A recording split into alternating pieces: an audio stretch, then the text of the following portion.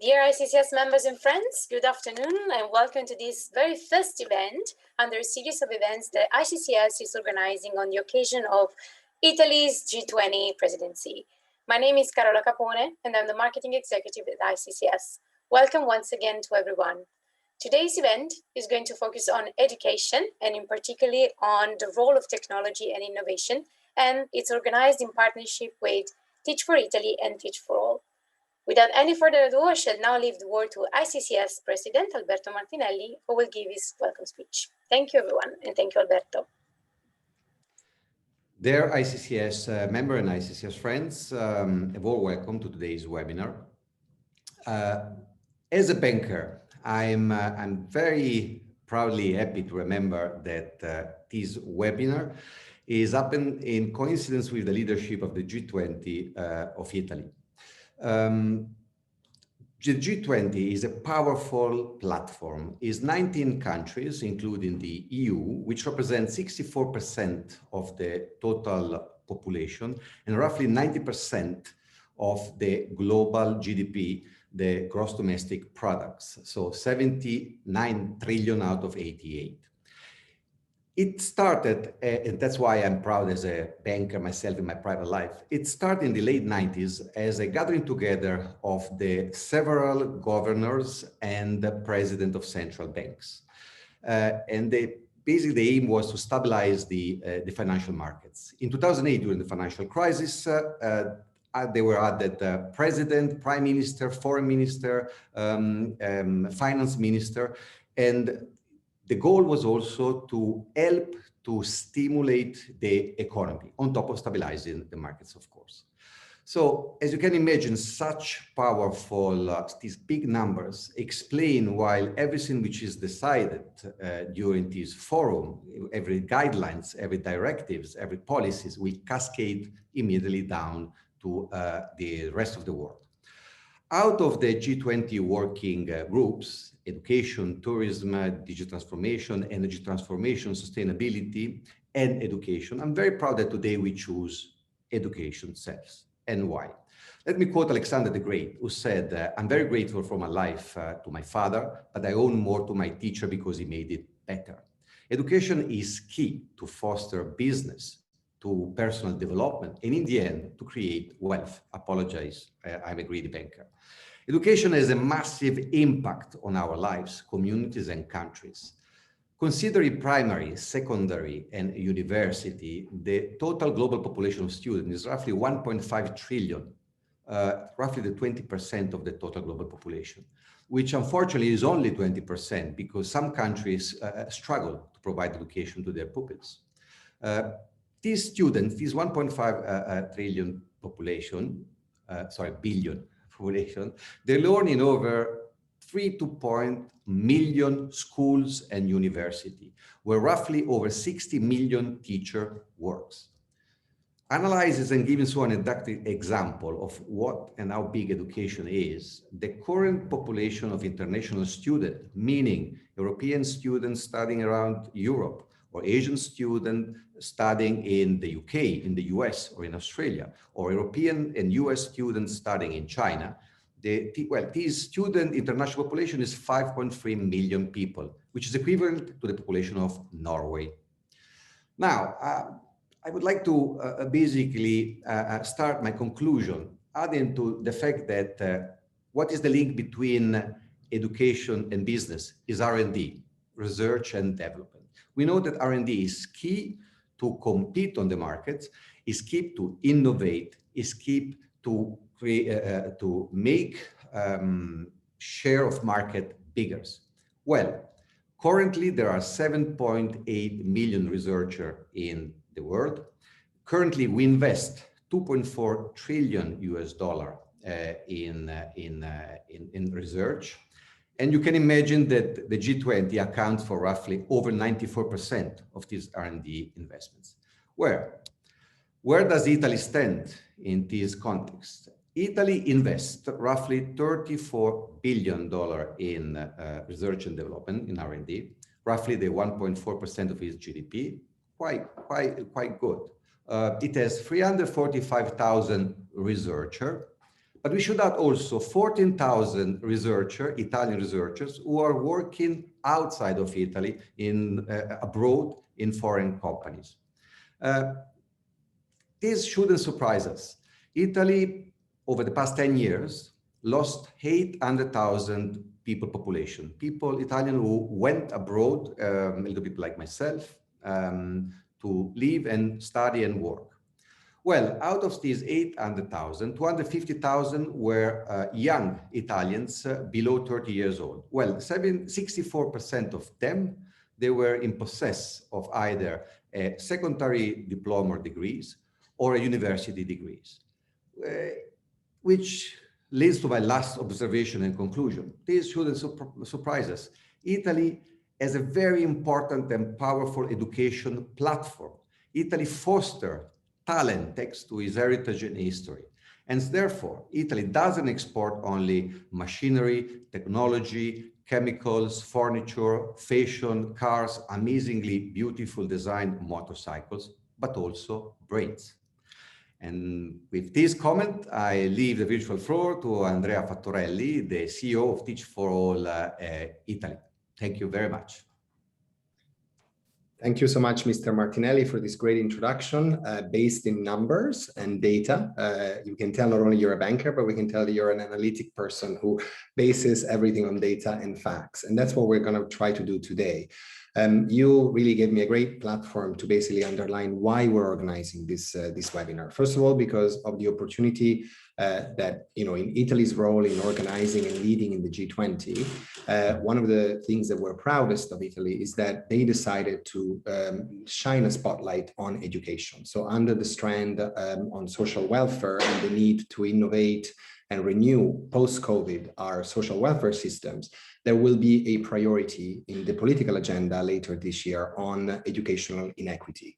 So there's been a realization that the year we've lived and we've all gone through with this international, pandemic has really had an impact on educational inequity. And so a lot of the issues that Mr. Martinelli just spoke to, so a lot of the people who have left Italy and kept leaving Italy for the last few years, and a lot of the export goals and economic growth are intrinsically linked to the capacity and the outcomes that our education systems are able to achieve or are not able to achieve in our own country. So this is a great opportunity to link this global political priority that Italy will be pushing this year, the G20, with the very international nature of the work that Teach for All does in 60 countries. So again, thank you, Mr. Martinelli, for giving us the overview of the global education system.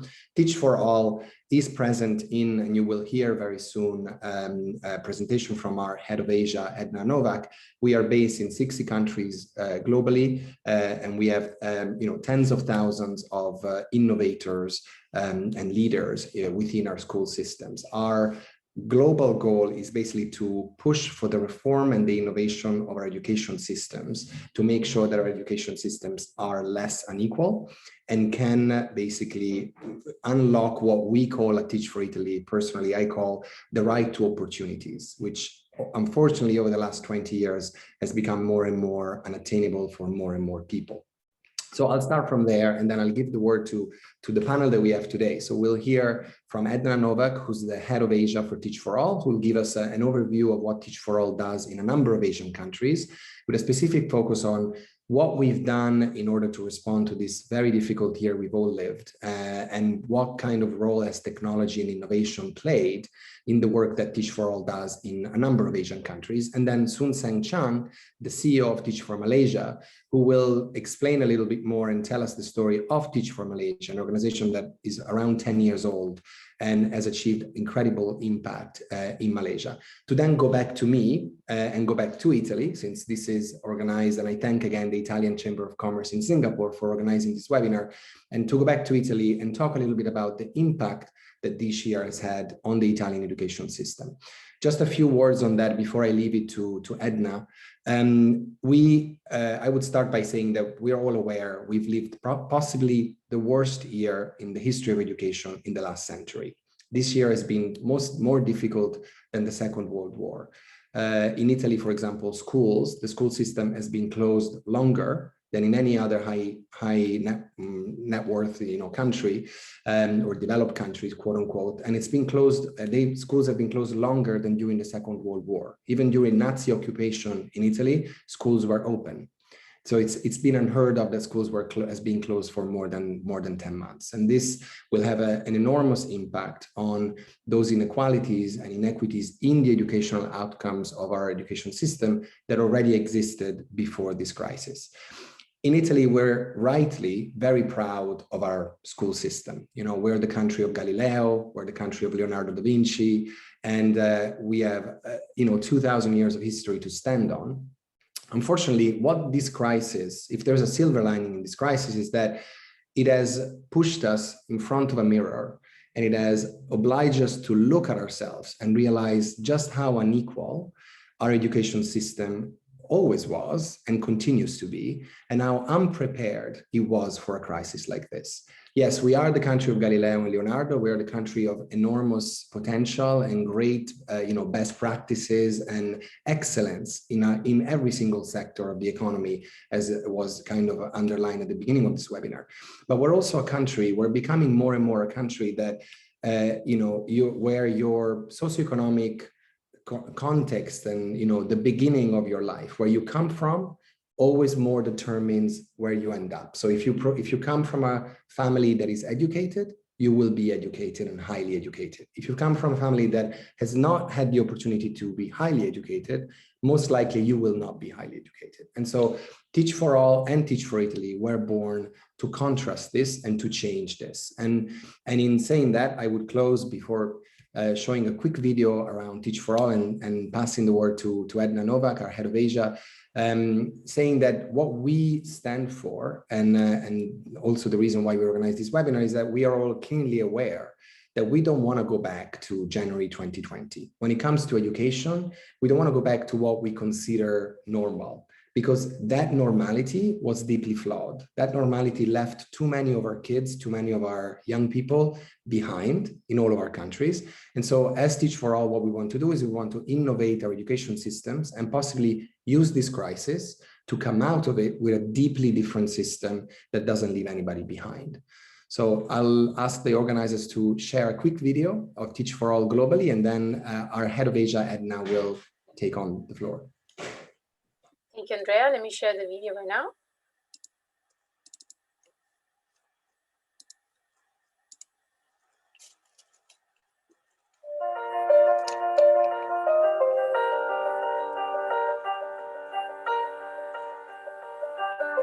One thing that keeps pushing me each and every day: can I make a contribution to kids who are going through the same life that I went through? Can I make a contribution at community level? Can I be the inspiration to these kids? Can I inspire these communities that education can be the pillar to build communities? I don't want to give my students a ticket just to leave the place they came from.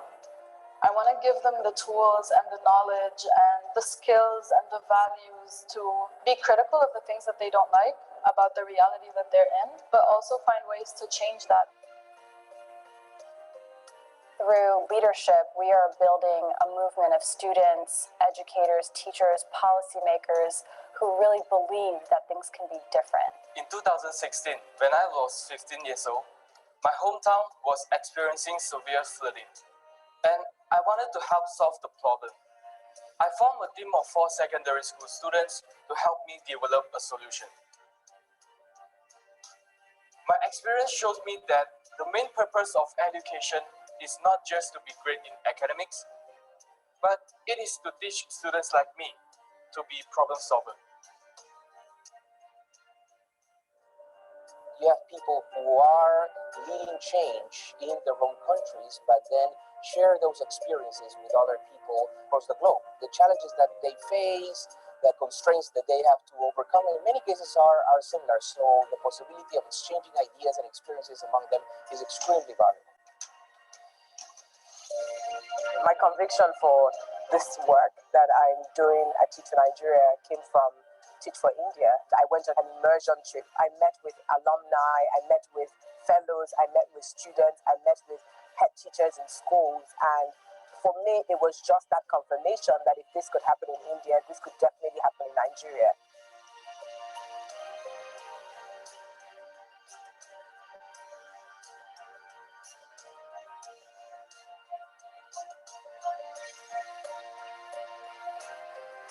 In the end, people make the difference. And if we are concentrated on attracting, developing, maintaining, and sharing resources with the people who are working in education, everything can be done. And everyone has a role to play. I think that's the foundation of any sort of collective work, because the problems are so complex, they're so systemic and endemic that one has to work at every level. It's like you have no other option.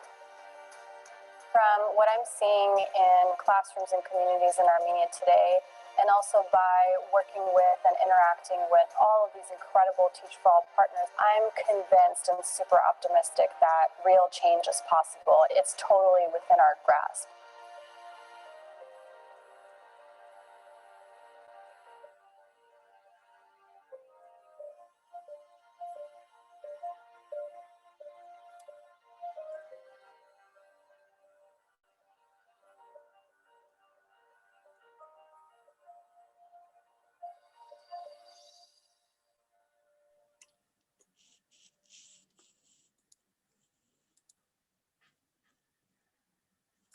All right, I give back to you the word, Edna. Thank you. Thank you so much. And thank you, Mr. Martinelli and Andrea, for creating this opportunity for us and for the fantastic introduction. Again, I'm Edna Novak and I lead Teach for All's work across the Asia Pacific region. Just to say, I mean, the introduction and this video said so much, but it is even this gathering today is the sort of thing that gives me so much hope. It's true, as Andrea put it so eloquently, that the last year has both illuminated and exacerbated the inequities in our education system that we seek to address. And yet it has been the power of people coming and learning and sharing together across borders that has shown us how much hope there is to come back stronger than ever. And so in my presentation, I hope to give you all a sense of what Teach for All is doing across the world, a little bit more detail about the approach that you just saw in that video, some examples of the work in Asia, including after the pandemic and what is giving us hope through this era. And then I'm going to hand it over to our CEO of Teach for Malaysia, Soon Sang, to bring that further to life. So without further ado, I will share my screen as well. Okay. Can everybody see that? Here we go. Yep. Great. So as you heard in the video and from Andrea, we are a growing global network united by a common purpose. Today, we are 60 independent, locally led partner organizations with a shared vision and purpose of developing collective leadership to ensure that all children have the opportunity to fulfill their potential. We all also share the belief that the problems contributing to educational inequity are extremely complex and require collective leadership. And we all share an approach for cultivating that leadership. The network started in 2007 in response to growing interest around the world to the success of Teach for America and Teach First in the UK. Teach for America had started this work in 1990 and Teach First in the UK had started in 2002. And by 2007, they were collectively recruiting thousands of outstanding university graduates from diverse fields and interests to teach in low-income communities in their countries. And they were showing measurable, really significant impact. There's so much recognition that long-term economic, health, and education outcomes rest on locally led leadership, like the leadership that our early partners in the US and UK were cultivating, and that people in marginalized communities are the ones who really need to lead that change. And so in response to that interest, in 2007, Teach for All started. And today, the network has grown to include 60 partner organizations around the world, including 13 here in Asia Pacific, who share this common vision, purpose, and approach to developing collective leadership, which I'll share a little bit more today. In Asia Pacific, our network started in the early years with 3 partners, Teach for China, Teach for India, and Teach for Australia, who all launched in those first couple of years between 2007 and 2009.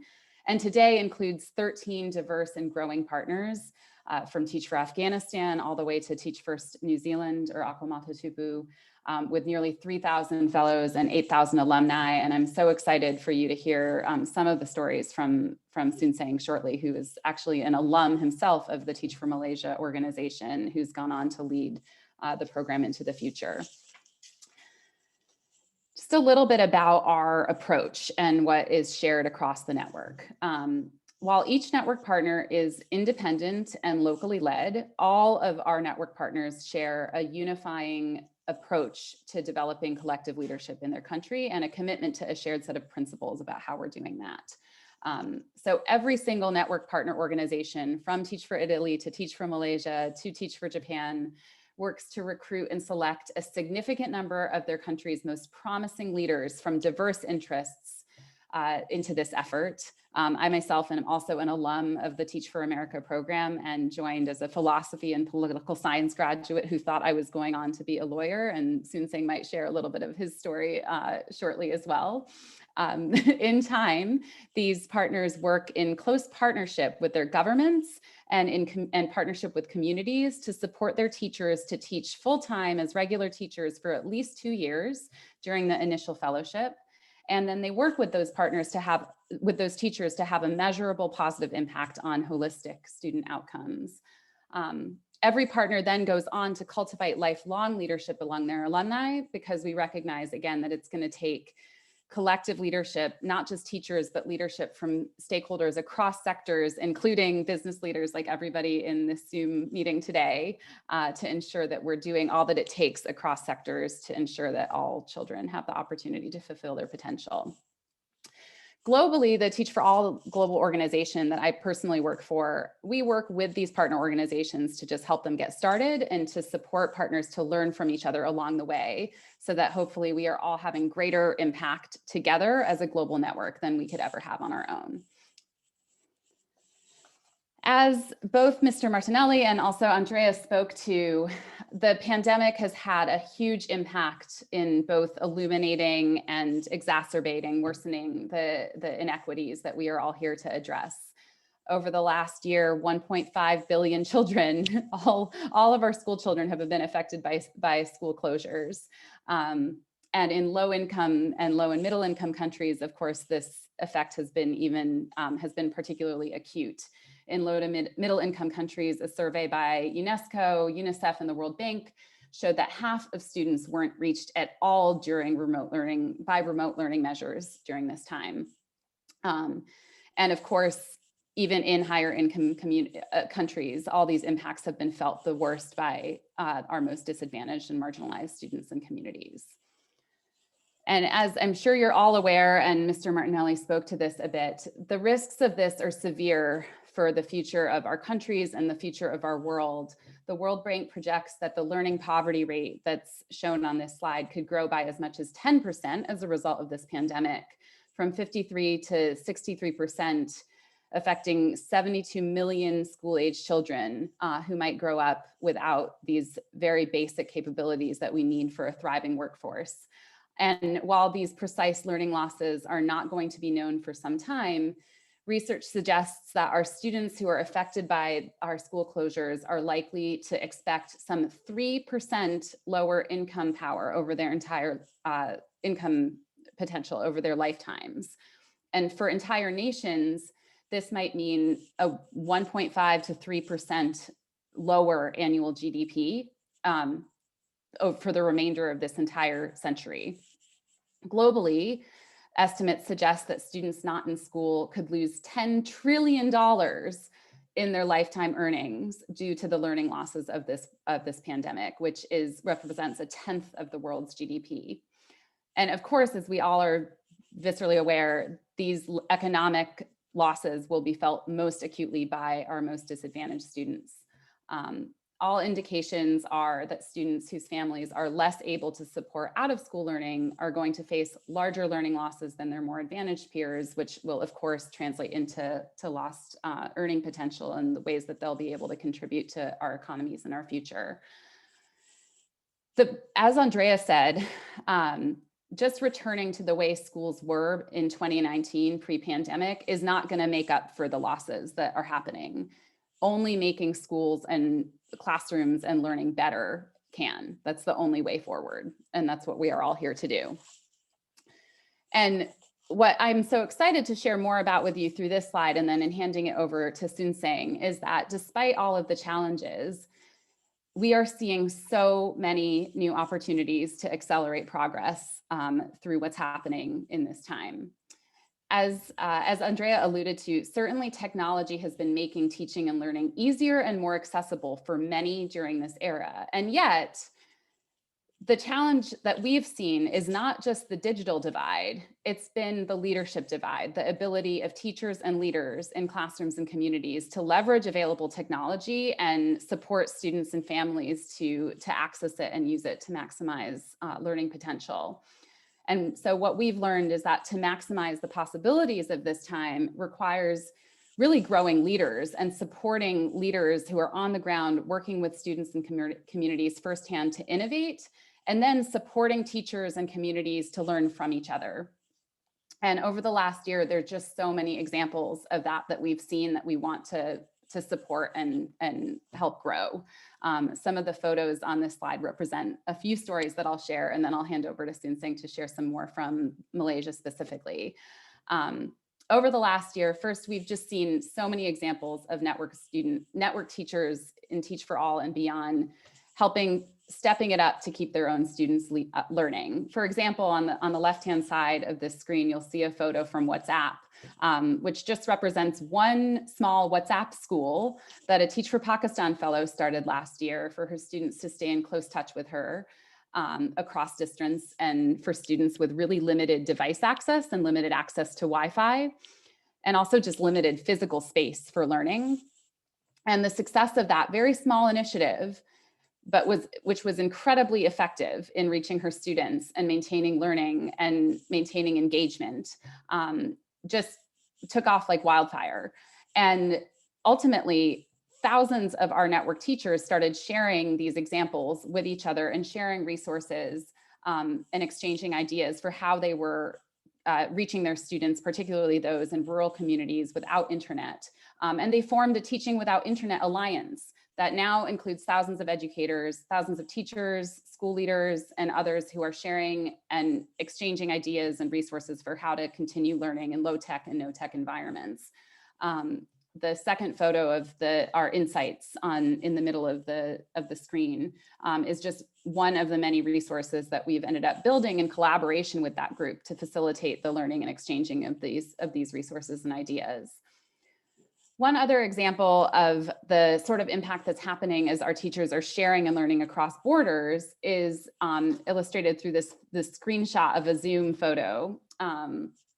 This past January 2021, Kavita, a teacher in India, reached out to Teach for Lebanon and proposed the idea of creating a virtual exchange between her students in their two countries. And it wasn't very long before 26 teachers from both organizations, Teach for India and Teach for Lebanon, and more than 330 students were involved in this project, which is continuing to grow today. Also, in many cases, our network partners are having even greater impact at scale in their contexts through government and media partnerships that are helping them extend their insights and impact to the wider education communities in their countries through radio, through YouTube, through partnerships where they are training other teachers in how to effectively deliver online learning and deliver learning in low-tech environments. And Sunsang, shortly, the CEO of Teach for Malaysia, will share some more examples of how this is looking in Malaysia. Overall, I'll just close by saying that this era has both reinforced the opportunity and the potential of technology to accelerate progress and make learning accessible to students, even in the most marginalized communities. And yet, what we have seen is that it takes true informed leadership and sharing of ideas and exchanging of ideas across borders to make that happen. And so the crisis for us has reinforced the importance of leadership and the critical role of leadership in leveraging technology and innovations to close the divide. With that, I'm going to hand it over to Sunsang, who's going to share a little bit more of some examples in Malaysia, and then we will close it out with Andrea. Thanks so much, Edna, and it's good to be with all of you here this afternoon, evening in where Edna is, and morning where Andrea is. I am just across the causeway from most of you who are down south from me in Singapore, and it's a pleasure to be with all of you. And you know, I understand that most of us who are here today are Italians that are living in Singapore, but obviously you understand your context there. And Malaysia and Singapore have very much of a shared history in many ways, but I think that one of the things that we can see, and that in Malaysia we're very begrudged against, is the difference that an investment in education and human capital makes, and the amount of investment that Singapore has placed into their people and how they've prioritized education and talent acceleration and development versus how we've approached it in Malaysia has seen two diverging pathways, economically and development-wise, for both nations. And obviously, like, it goes without saying that Singapore is in a more advanced state than Malaysia, although we may have achieved independence at around similar times. And although Malaysia Malaysia definitely even has a lot more natural resources than Singapore does. And so I started off my journey, as Edna mentioned. I'm an alumni of the program, and you know, I wasn't a banker like Alberto, but I started off in financial services. I was working in a financial services firm for about a year, and I quit my job to join this thing called Teach for Malaysia because I wanted to make a difference in education in Malaysia. I was going to do the program for 2 years, go back to the corporate world after I made a difference after 2 years. But my experience in the classroom so transformed my understanding of some of the challenges and problems that students from low-income communities face. And I ended up staying around, and it's been almost 10 years, and I'm currently still with Teach for Malaysia, currently leading the organization. So what are we about? I think Edna's already kind of explained it in terms of the model, but basically, ultimately, what we want to see happen is that every child in Malaysia, no matter where they're born, whether they're born in an urban city, whether they're born in a remote community in Malaysia, no matter what socioeconomic class they come from, whether they come from a high-income family or a low-income family, they deserve the opportunity to attain an excellent education, because we believe that is such a key factor in ensuring better life outcomes ultimately, right? More fulfilled lives, people living into their purpose individually, but also collectively, societally, and then globally as we transition into this world where we all operate as global citizens.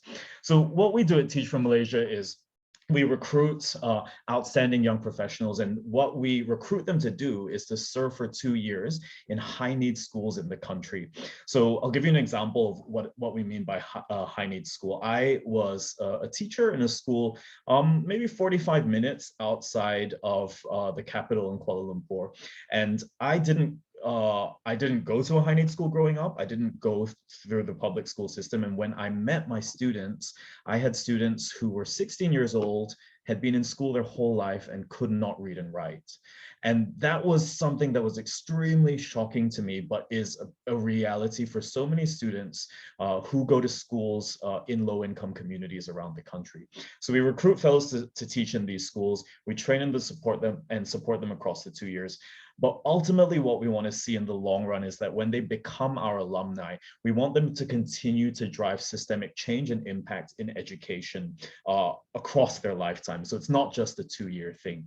So Teach for Malaysia has existed for coming to 10 years now. We've impacted over 160,000 students across the country. We've placed in more than 300 schools in the country, and we've worked with over 500 of our fellows and teachers throughout these years, and we've worked in every state in the country.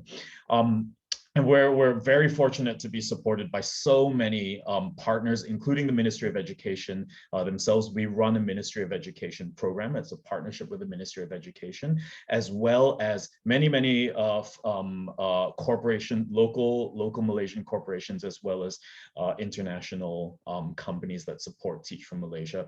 And they're all invested in this idea of getting top talent into the system in order to transform education outcomes. But I'll speak to what happened across last year, the impact of COVID in Malaysia. We've got almost 5 million students in the public school system, over 400,000 teachers, and everyone's been impacted. And we are currently in our third round of school closures in Malaysia. And almost 37% of students in Malaysia do not have a device of their own or connectivity. That's about over 1.5 million students in the country. And and in terms of getting devices to them, that's not something that is ramping up fast enough to ensure that they have connectivity. When we look at the amount of students that are turning up to classes, based on the schools that we've been placed in, our teachers are reporting that approximately 60% of their students are struggling to access or to attend lessons. And then there are many other factors or issues that are at hand that I won't go into. So I'll share a little bit about what our response has then been on top of our business as usual work of bringing talent and training them. We focused on 3 levels in terms of our COVID response as an organization. So number 1, we focused on how do we work directly with students and bring resource to students. And so on the right hand side, you'll see a couple of pictures. And so one of the things that we did was we recognized that there is no way in the short term that you're going to get devices and connectivity to every student in the country that doesn't have it. And so what we did was we created physical learning boxes that were filled with really fun, creative, self-directed activities. And we sent these to the most rural communities in the country. So into island communities, into highland communities where these kids just did not have access. We also created online lessons for students. So we mapped the entire curriculum from the beginning of primary to the end of secondary and covered core subjects and made that free and available online with one of our partners, YTL Foundation, who runs an education technology company. And we also distributed devices where we could to students through our schools. We also worked with our teachers to retrain them. And we also made all of the training that we made available to our teachers publicly available on a distance learning microsite that we published and shared broadly, and then supported schools that we worked with to be able to implement these distance learning strategies. And I think that what Edna was alluding to earlier is that a huge challenge that we saw when COVID hit was that it wasn't just that students didn't have access to devices that stopped them from learning, but there was a huge paralysis in the system because people just did not know how to respond. And what we saw was that people who felt empowered to be creative, to make mistakes, to lead and come up with solutions, were the people that were making the most difference. It was the school principals that were willing to take risks when the ministry had not told them what to do, that were being successful. Because in Malaysia, our system is extremely centralized, but that crippled the system because everyone was waiting for some form of central direction. So it was leadership that we saw that made a huge difference. And so the final thing that I'll share with you is just a little bit about what then happened beyond Teach for Malaysia. So like what I said earlier, ultimately, we believe that it's our 2-year investment in these people that we develop. We want them to continue to make a difference in education in the long run. So our alumni, the alumni of the Teach for Malaysia program across last year have played key roles in supporting the Ministry of Education's response. So one of our alumni, he leads Google's education work in Malaysia, and he was instrumental in directly supporting the Ministry of Education to launch their online learning platform.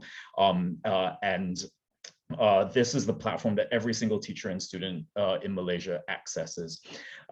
We also have alumni that train at the school leadership level. So they've been working with their school leaders to help them respond to the situation. And finally, our alumni also developed the Ministry of Education's official training content to help teachers to upskill with digital literacy. So how do you use Google Classroom? How do you create slides? And they created all of that content locally for the Ministry of Education. And so that's a little bit about the leadership that our alumni have been playing. And in closing, I guess I'm just gonna to leave this as a prompt, and I know that we'll get into some discussion later after Andrea speaks. But I think that there's two sort of things that I prompt us to consider. So there's this concept of thinking about how do we build back better. But as what Andrea and Edna have been saying, actually, we don't necessarily want to be building back better. We want to be building forward differently, because we know that there were things that weren't working for students, and that's why we all exist.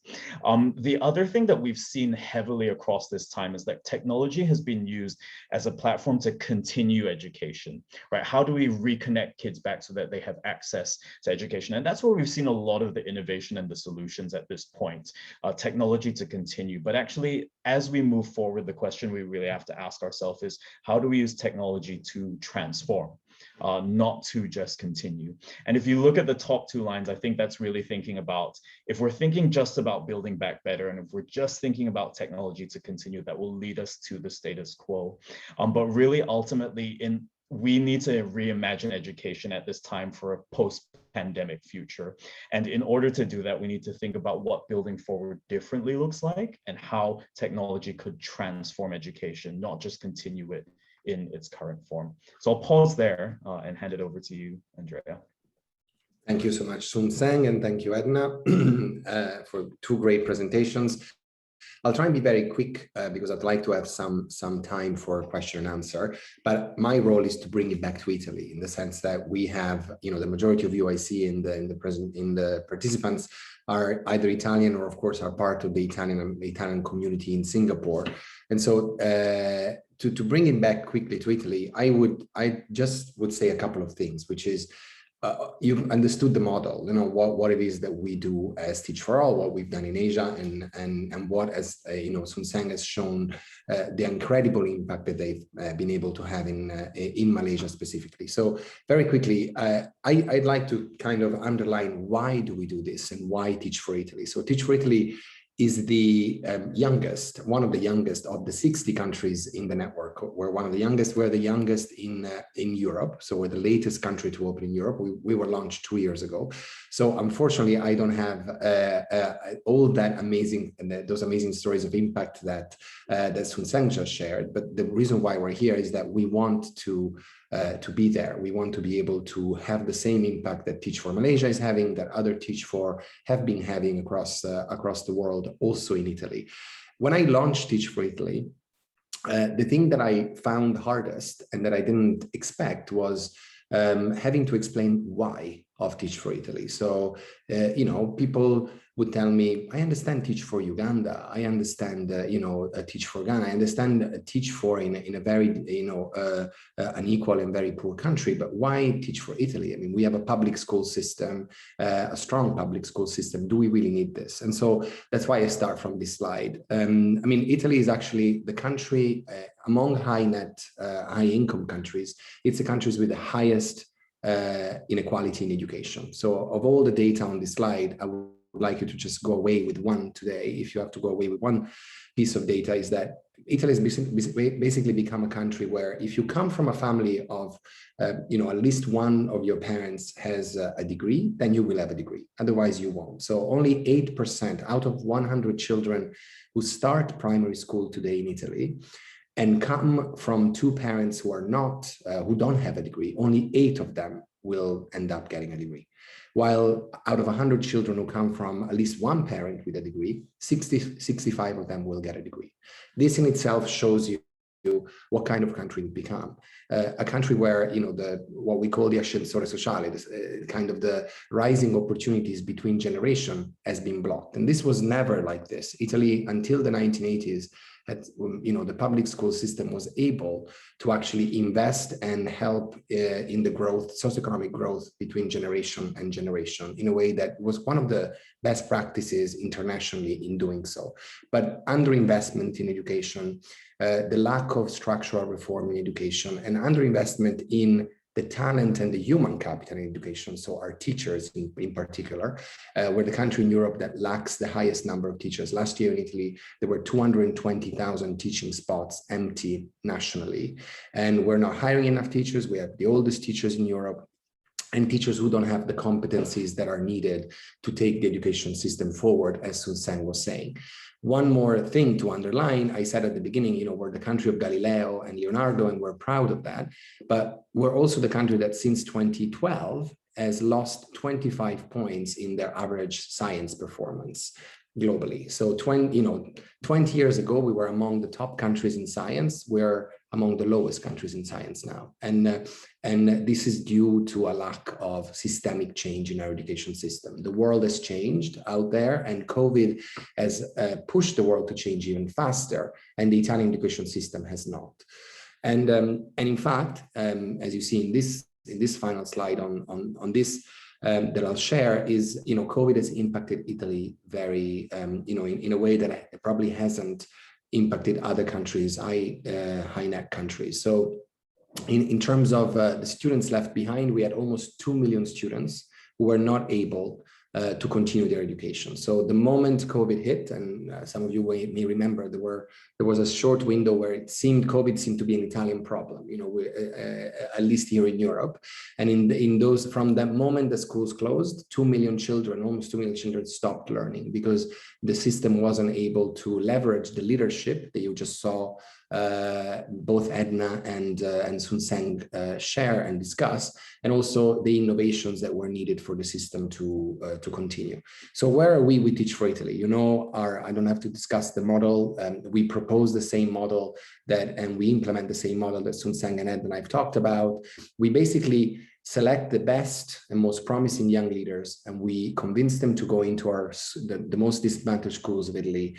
And we train them before they get into schools, which is in Italy is a small revolution, because of the 200,000 emergency teachers that get into our education system, almost none of them have had any training before they walk into an Italian school. So we train them, and you see in this slide, we offer them an amazing learning and growth opportunities, a 2-year journey that will invest a lot in their growth with the goal of basically pushing them to remain in the education system in those 5 paths that you see at the bottom of this slide. So we want them to, of course, continue to teach. We want them to stay in the system as the most innovative teachers in the system, but we also want them to help us change the system from within. So we want them to go into teacher training.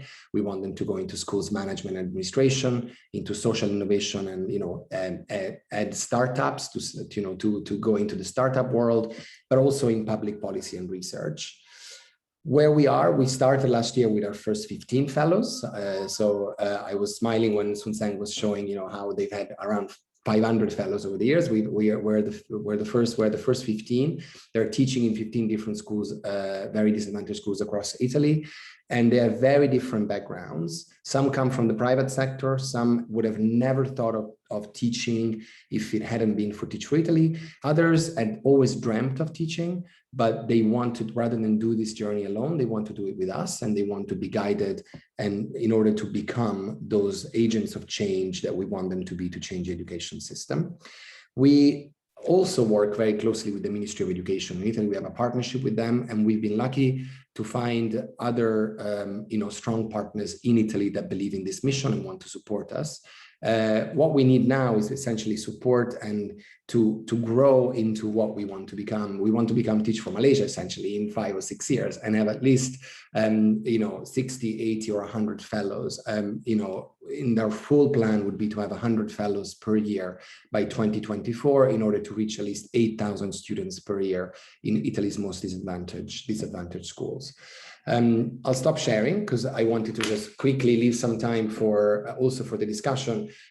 It seems to me that the model that we're proposing is very clear. The reason why we exist as Teach for All, and why the leadership is needed in all of our education systems, and why we need to invest in this leadership is also very clear.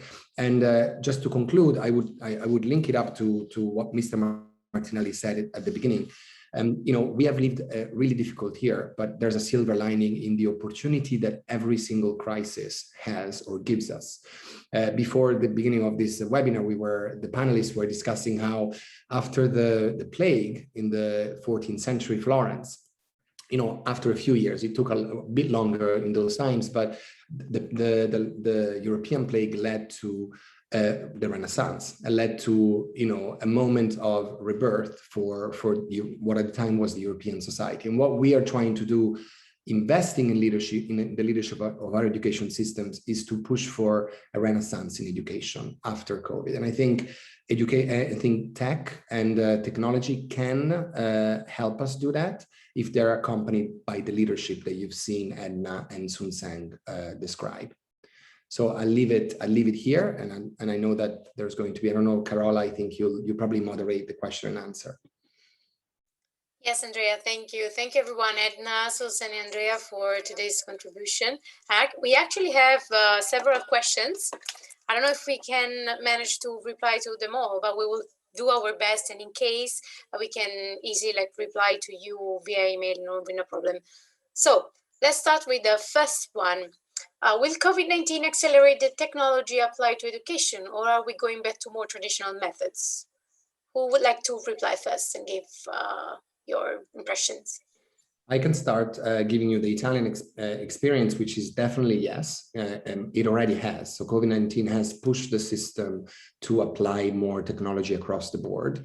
That is at the systemic level. The Ministry of Education and the school system in a crisis, they had to basically train themselves and learn how to use a lot of the tools that probably weren't happy to use or prepared or ready to use before the crisis. And also at the individual level, like our teachers we have among the oldest teachers in Europe, as I mentioned before. And so there was a real lack of competencies in terms of technology.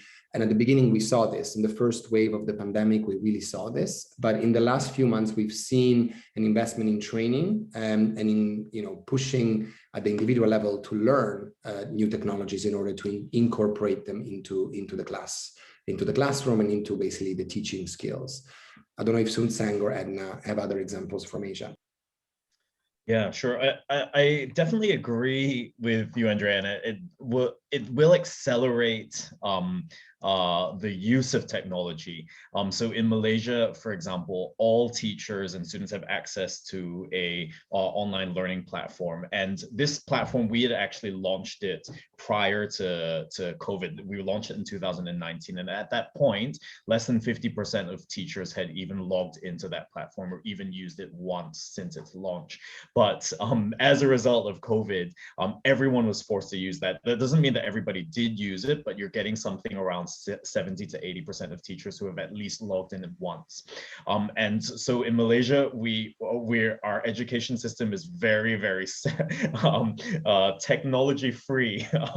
And if you walk into a class in Malaysia, you're almost never going to see anything digital happen there. But now so many more teachers are at least open and understand how to use it. The challenge that we've seen, though, is that as we go back to every time we reopen the schools, it's almost as if that moment didn't happen and everyone goes back into their chalk and talk, way of delivering learning. However, I think that what we'll see happen is that with more teachers adopting technology, I think one of the challenges with EdTech in the past is that it's been very non-teacher driven. And the more that we are seeing technology solutions driven by teachers themselves, the more we're going to see innovations in EdTech that are actually going to make a difference in students' learning, which will then see a difference in adoption and take up. So I think that that's the opportunity that we have available because more teachers are exposed, because they've been forced to be exposed, they're going to come up with more ideas. And so I think the question is then, how do we allow for those ideas to emerge and then to scale?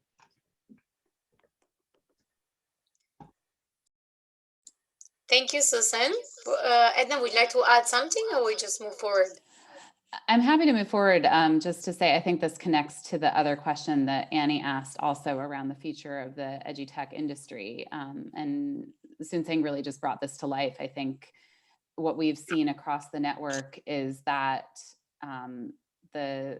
when educational technology and the use of technology in classrooms is dictated by anyone who's outside the classroom, it doesn't always have the impact that it has when it's developed through the leadership of students and teachers who are feeling a real pull themselves to learn.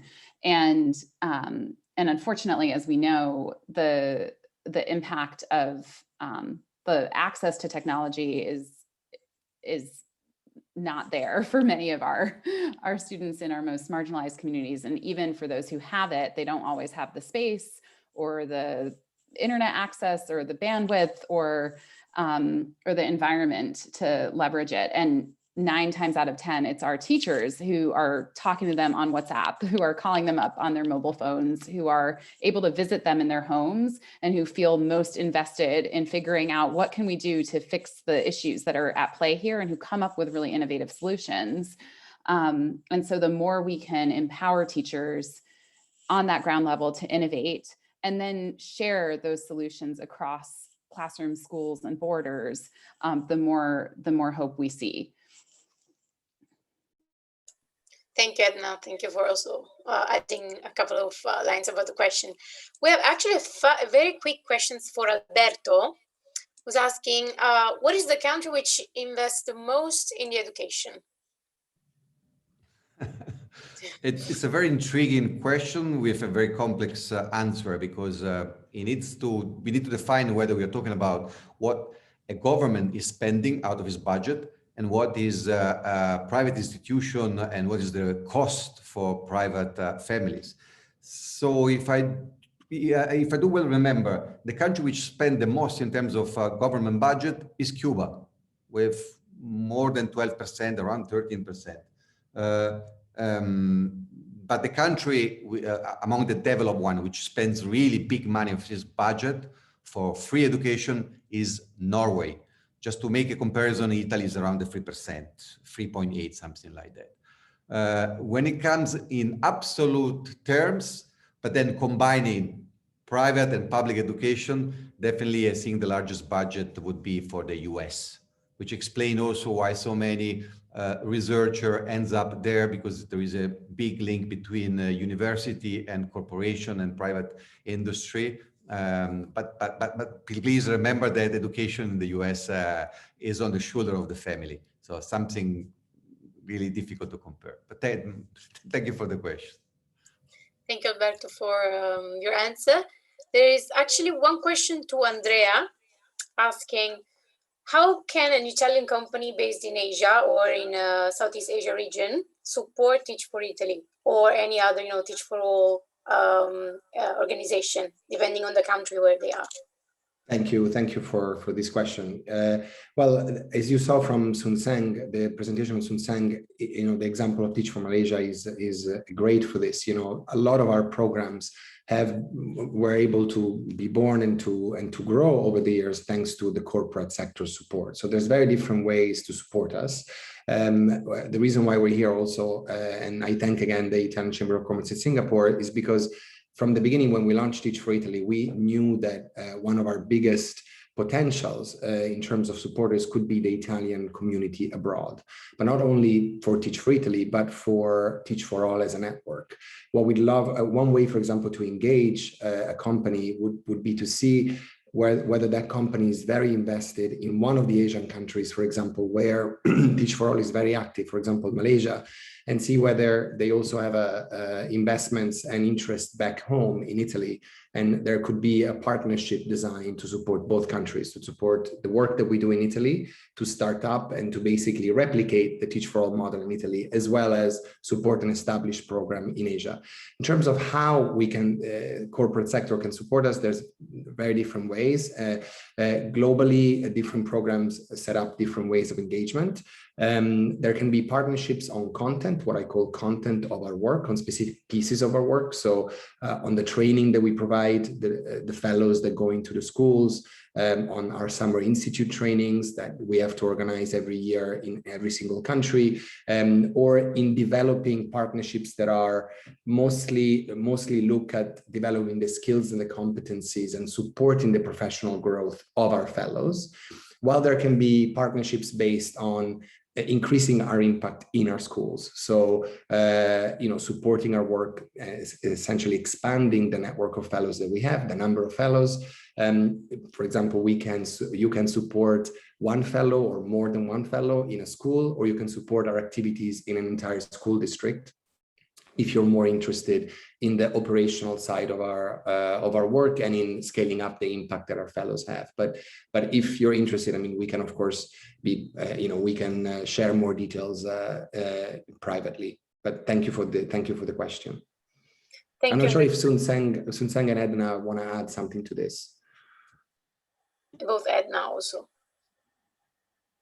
Sun Sang, would you like to share? Yeah. I mean, I could just say that it would be amazing to see more partnerships with Italian companies who are based in the region. Globally, Teach for All partner organizations invest a significant amount of resource to recruit, select, and train their fellows.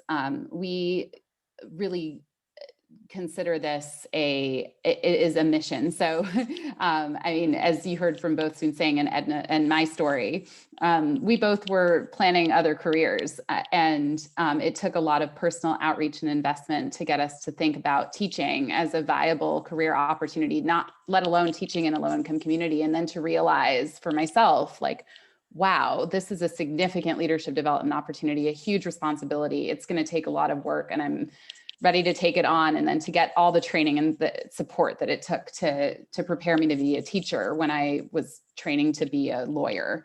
And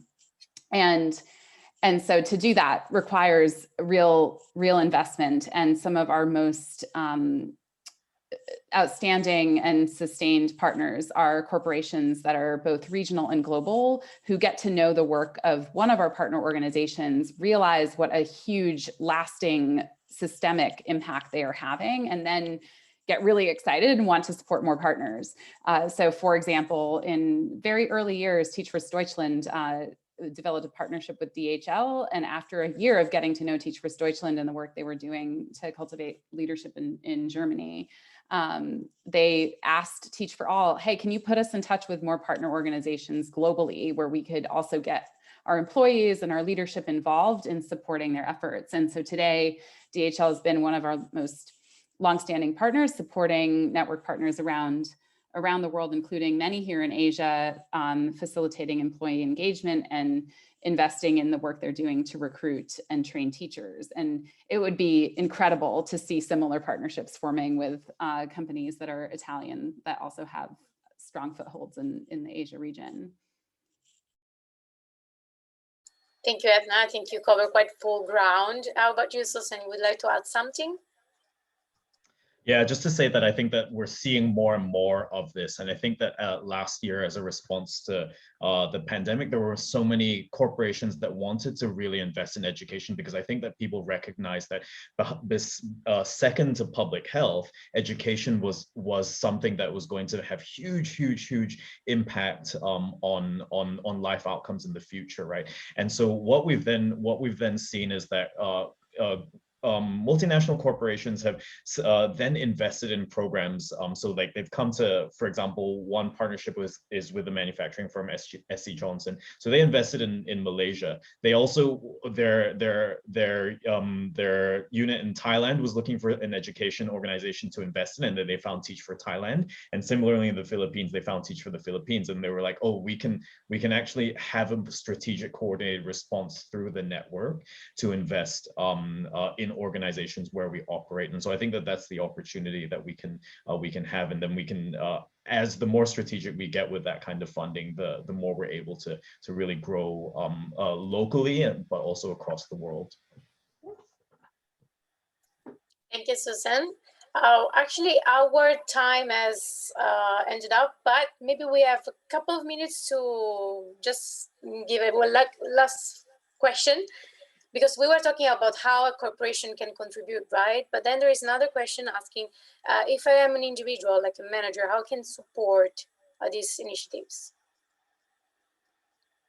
Yes, thank you, Carola. In many ways, I mean, we are engaging a lot of managers in Italy. For example, we have a partnership with both FCA, you saw in the slide that I presented very quickly, via Chrysler, but also Generali, for example, and or Boston Consulting Group, which was one of our initial partners here in Italy, and they give us, the time of their senior managers, for example, in the second year of the fellowship of our fellows, when we as I showed, we want to basically push them into a specific part of the education system. We want them to start thinking about how will they invest their competencies and everything that they learn through this program within the education system. And they accompany them in this growth as mentors, professional mentors, and that's really a beautiful connection on both sides. The fellow gains a lot from this relationship, and we're seeing that the managers or the people who work in these large companies also love following our fellows into this professional work. That's one way that we're seeing. Another way is to open your networks to us. So if you know that across your networks, personal networks, you have friends or connections who really believe and care about education and care about inequality, especially for Teach for Italy, we are at the stage where we need to spread the word that we exist. We need to spread the word that our mission is so important for Italy. And so any connections, would be very, so we have a couple of, I'll give you an example, a manager at FCA organized a dinner recently in Milan. And of course, with COVID restrictions, wasn't very easy, but where we brought together 5 other managers to basically underline the importance of investing in education and supporting Teach for Italy. So that's another way that personally you can help us.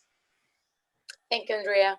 Any adding from Edna and Suseng for Malaysia and Teach for All, in general?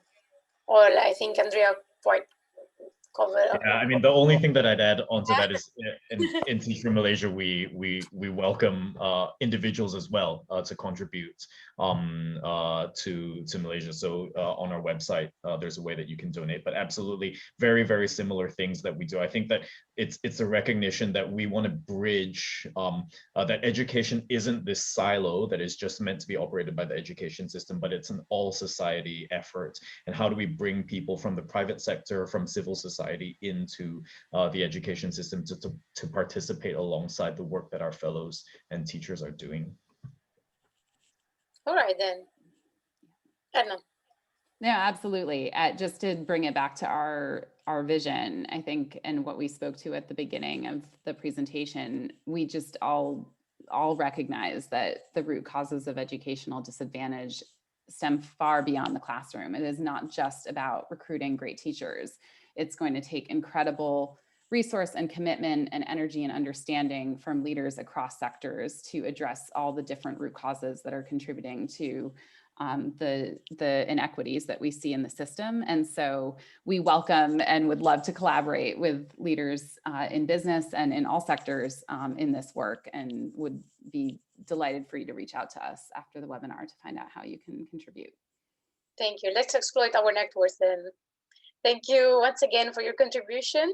And thank you, Edna, Suseng, and Andrea, really for today's topic. It was really interesting also getting to know more, and especially also for Italy, because the thing that you said before, Andrea, why would we do something like this for Italy, since we all think that, we have a good education. So thank you once again for bringing us this topic. And for everyone who has any more question would like to ask to our speakers, or if you would like to get in touch with them, just send an email to us, marketing@italchamber.org.sg, and we'll be very happy to connect with them. And you can easily connect with them also on LinkedIn, via LinkedIn, that they're public profile on LinkedIn, so that you can strictly contact them. Thank you once again, everyone, and see you for the next event. Thank you. Thank you. Thank you, everybody. It's good to be here. Thank you, everybody, and thank you, Italian Chamber of Commerce, for organizing this. Thank you so much. Thank you.